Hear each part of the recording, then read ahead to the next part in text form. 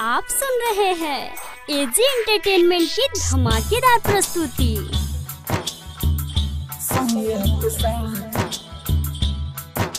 Mix by AG recording studio.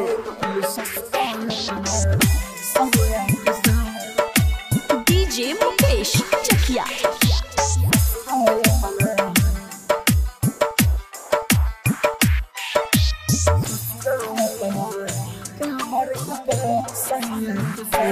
शादी के गइल ससुराल अपना सैया के साथ। शादी के गइल ससुराल अपना सैया के साथ।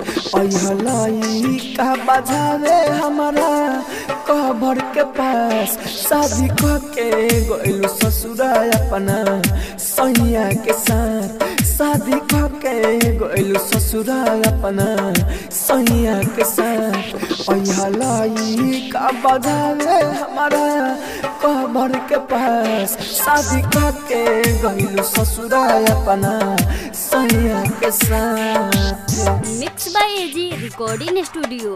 डीजे मुकेश चकिया।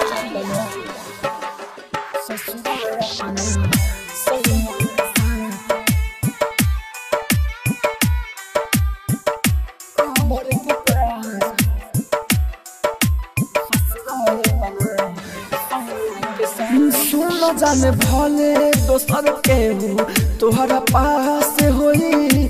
जब जब आईबू हमारा लगे सास होई। ए जान सुन जाने भले दोसर के तोहरा पास होई। जब जब आईबू हमारा लगे सास होई। जब जब आईबू हमारा लगे एहसास होई। आईबू कहियो न कहियो रखे दिलवा में आस। आईबू कहियो न कहियो रखे दिलवा में आस।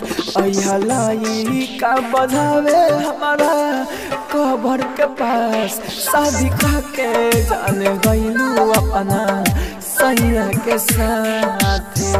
आप सुन रहे हैं एजी एंटरटेनमेंट की धमाकेदार प्रस्तुति।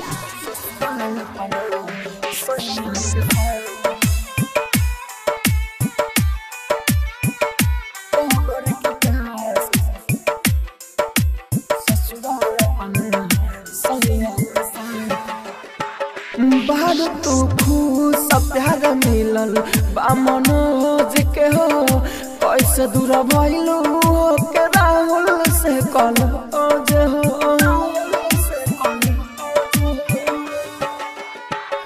बाहर तू खुश प्यार मिलल बा मनोज के हो। कैसे दूर भइलू के राहुल से कल जे हो। कैसे दूर भइलू के राहुल से कल जे हो।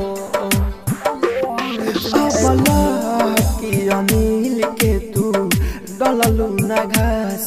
अबला की अनिल के तू डललू ना घास। अहलाई का बजावे हमारा कबर के पास। शादी के जाने गइलू अपना सैया के साथ। Mix by AG recording studio, Roshanpur Sapaha.